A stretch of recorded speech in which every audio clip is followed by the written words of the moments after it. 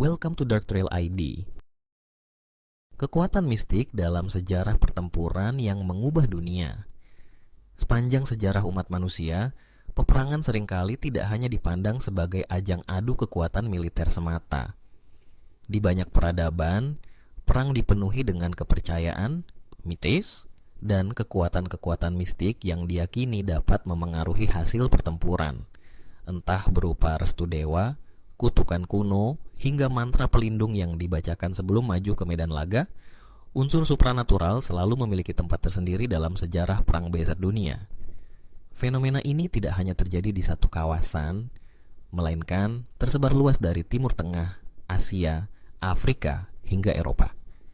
Dalam narasi ini, kita akan menyusuri bagaimana kepercayaan terhadap kekuatan mistik telah memengaruhi psikologi, strategi, dan bahkan hasil dari pertempuran-pertempuran besar yang membentuk wajah dunia. Bab 1, Perang dan Dunia Tak Kasat Mata. Manusia sejak tapa zaman purba meyakini bahwa dunia tidak hanya dihuni oleh makhluk kasat mata, tapi juga oleh kekuatan tak terlihat yang bisa membantu atau menghancurkan. Ketika memasuki medan perang, banyak prajurit kuno percaya bahwa kemenangan tidak hanya ditentukan oleh taktik atau jumlah pasukan, melainkan juga oleh restu leluhur, para dewa, atau kekuatan gaib.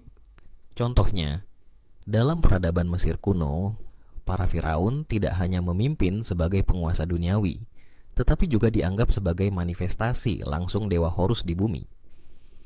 Saat berperang, mereka membawa simbol suci seperti Ankh dan Was Scepter untuk menunjukkan bahwa mereka dilindungi oleh kekuatan ilahi. Dalam kepercayaan ini, kemenangan adalah bukti bahwa para dewa merestui perjuangan mereka. Bab 2, Perang Mahabharata dan Senjata Dewa. Salah satu contoh paling kuat tentang percampuran mistik dan peperangan terdapat dalam kisah epik India kuno, Mahabharata. Walau kisah ini dianggap mitologi, banyak orang di anak benua India mempercayai bahwa pertempuran Kurukshetra benar-benar terjadi. Dalam perang ini, senjata-senjata digunakan bukan sekadar pedang dan panah biasa, melainkan astra, senjata yang dipenuhi mantra ilahi. Contohnya, senjata Brahmastra konon dapat menghancurkan seluruh dunia. Ia hanya bisa dipanggil melalui meditasi dan mantra tertentu. Karna dan Arjuna, dua kesatria utama dalam perang ini, saling berhadapan menggunakan senjata yang dianggap sebagai pemberian para dewa. Dikisahkan pula bahwa kekuatan doa, meditasi, dan karma turut menentukan jalannya pertempuran, membuat peran supranatural menjadi tidak terpisahkan dari narasi perang. Bab 3, Samurai dan Kekuatan Spiritual Bushido. Dalam tradisi Jepang kuno, para samurai tidak hanya dikenal karena kemampuannya dalam menggunakan pedang, tetapi juga karena kedisiplinan spiritual yang tinggi. Mereka mempraktikkan Bushido, kode etik yang menyatukan keberanian, kehormatan, dan ketenangan spiritual. Bagi para samurai, memasuki medan perang berarti juga membawa jiwa yang telah dibersihkan dari rasa takut akan kematian. Banyak samurai melakukan ritual sebelum bertempur, seperti meditasi zen, mandi suci, atau memanggil kekuatan leluhur mereka. Beberapa bahkan mengenakan jimat yang dibuat oleh biksu Buddha atau Shinto sebagai perlindungan dari roh jahat. Keyakinan bahwa kekuatan spiritual dapat menangkis panah dan pedang musuh membuat mereka berani melompat ke tengah perang tanpa rasa gentar. Bab 4, Tentara Salib dan Perang Suci. Dalam sejarah barat, perang salib merupakan contoh paling jelas bagaimana peperangan dibingkai sebagai perintah ilahi.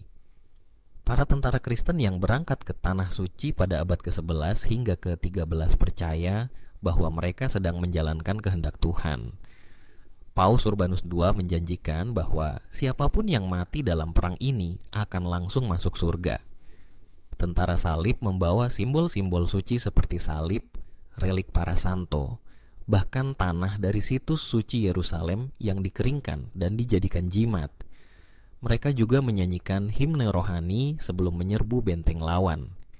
Di pihak Islam, para mujahidin juga percaya bahwa perjuangan mereka adalah jihad fi sabilillah yang membawa pahala besar di akhirat. Dampaknya sangat besar. Keyakinan bahwa Tuhan bersama mereka menjadikan moral para prajurit meningkat tajam. Pertempuran pun menjadi lebih fanatik dan tak jarang kekejaman pun dibenarkan atas nama wahyu. Bab 5. Perang Dunia dan Okultisme. Meskipun modernitas mulai mengikis kepercayaan akan dunia mistik, kekuatan supranatural tetap muncul dalam beberapa catatan perang dunia. Nazi Jerman, misalnya, dikenal memiliki unit khusus yang mengeksplorasi hal-hal okultisme. Heinrich Himmler, kepala SS, sangat terobsesi dengan legenda Grail, rune kuno, dan kekuatan magis dari ras Arya. Himmler bahkan membentuk organisasi Ahnen RB yang bertugas menelusuri situs-situs spiritual kuno dari Tibet hingga Islandia untuk mencari jejak kekuatan mistik yang bisa dimanfaatkan oleh Nazi. Adolf Hitler sendiri diyakini percaya pada nasib yang ditentukan oleh kekuatan bintang dan numerologi. Buku-buku ramalan seperti Nostradamus bahkan disensor dan digunakan untuk propaganda militer. Di pihak sekutu, Winston Churchill dikenal menggunakan jimat dan sering dikaitkan dengan mistisisme druid Celtic.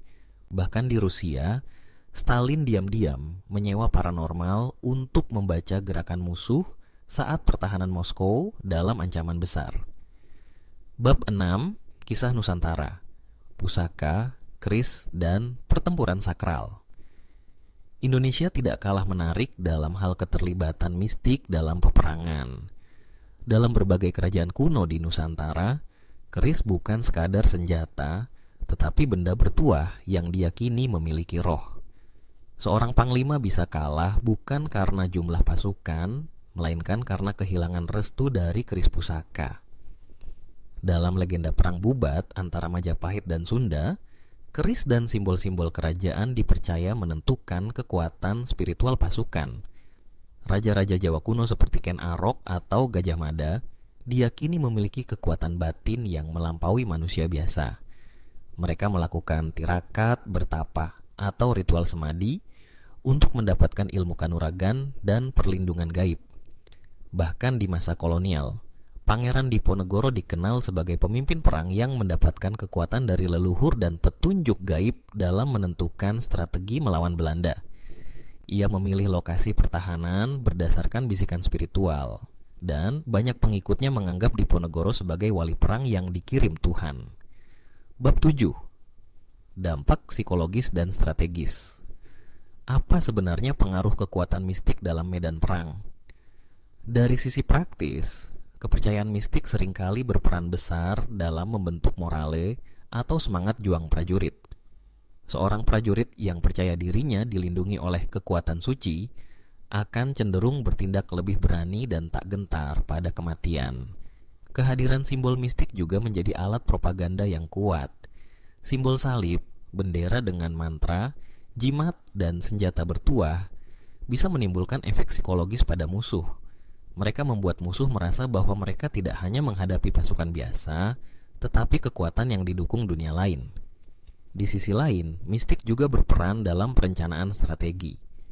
Dalam banyak kasus, hari penyerangan ditentukan berdasarkan ramalan bintang atau saran paranormal.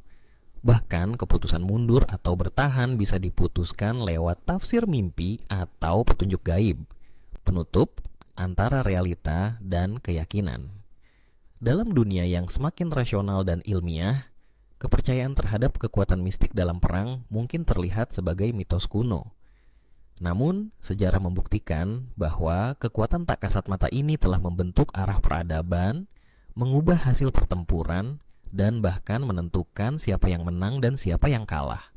Entah kekuatan mistik benar-benar nyata atau hanya sugesti kolektif, satu hal yang pasti, kepercayaan memiliki kekuatan yang dahsyat.